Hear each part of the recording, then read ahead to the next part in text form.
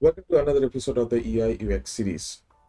Today we'll learn about wireframes. What is wireframe? How does it help in a design process? And how it should be your part of daily process while you are building your product. A final one. Wireframe is a place where you can make mistakes. Mockups are the place where you show the final product. Do more mistakes in wireframe. Think loud. Discuss with other designers. Discuss with other people. Get your ideas there. And now how you to use it, I'll show you in this video.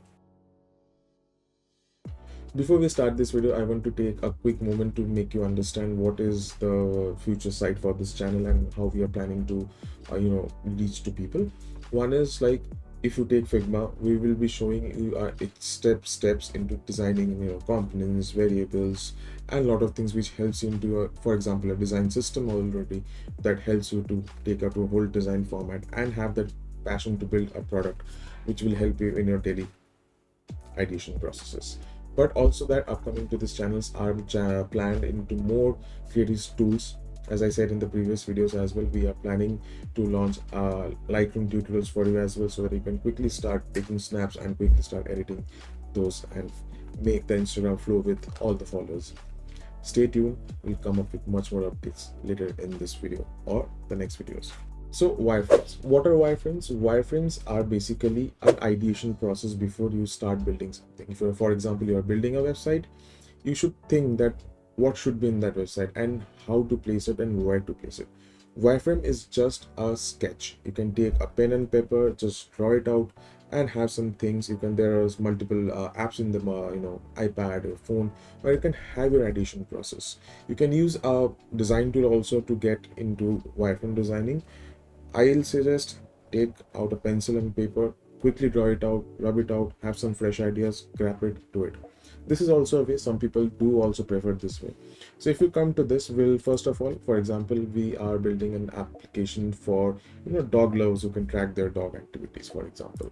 So I select a frame. I'll make a phone application. I go select, for example, iPhone 14 Pro. I have an artboard. I just quickly press Ctrl and scroll up to zoom in. Make it done. I'll use nothing but boxes. So if I press an up, I can understand fine. If I'm creating a dog activity center or a dog activity tracker center, we have to think what things the dog activity tracker, the person is going to use it for their dogs, wants in that system. Just a high level thought, and then we'll get into inner details why we're using it, and we'll have some backend logic behind it. So for example, if I want to have a daily activity tracker on this, where I also want to have that Easy has ran for almost 2 kilometers of tracking. So we'll have this. I'll give it a stroke, for example, and it. Which will help me that, okay, fine, this is a placeholder where I can track my image. For example, I'll take another rectangle. Here I write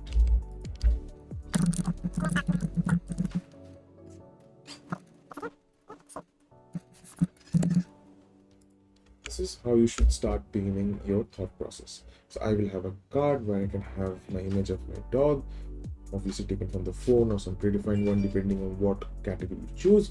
You have your activity track and something like that. Take another one. For example, write it down.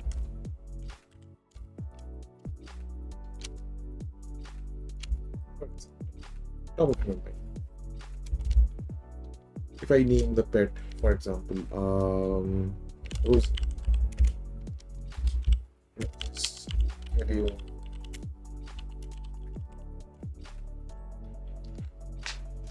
What it does, I have my schedule steady. What I have to do?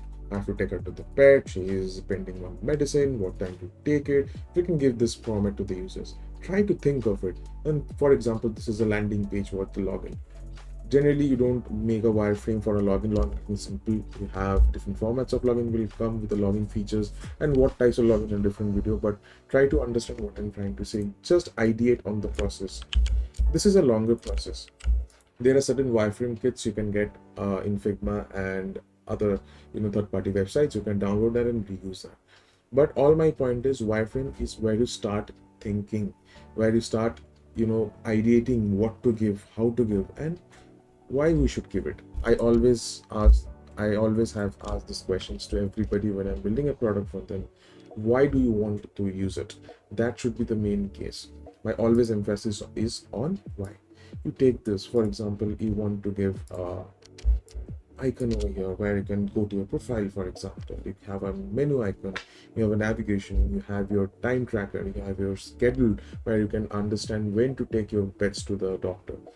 Use some ideas, have a placeholder in the bottom where you can have, for example, let's have a navigation for this application, right?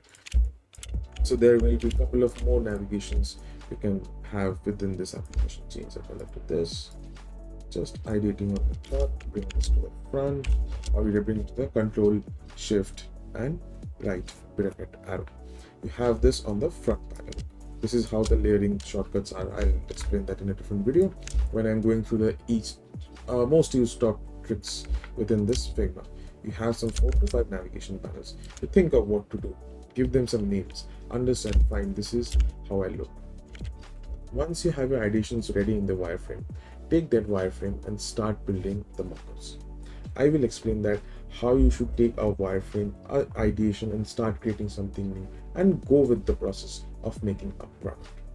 Start sketching, take your pen out, take a piece of paper, start ideating, try to solve a problem. See you in the next video. If you really like this, comment down below. If you please. Thank you. You know the rest.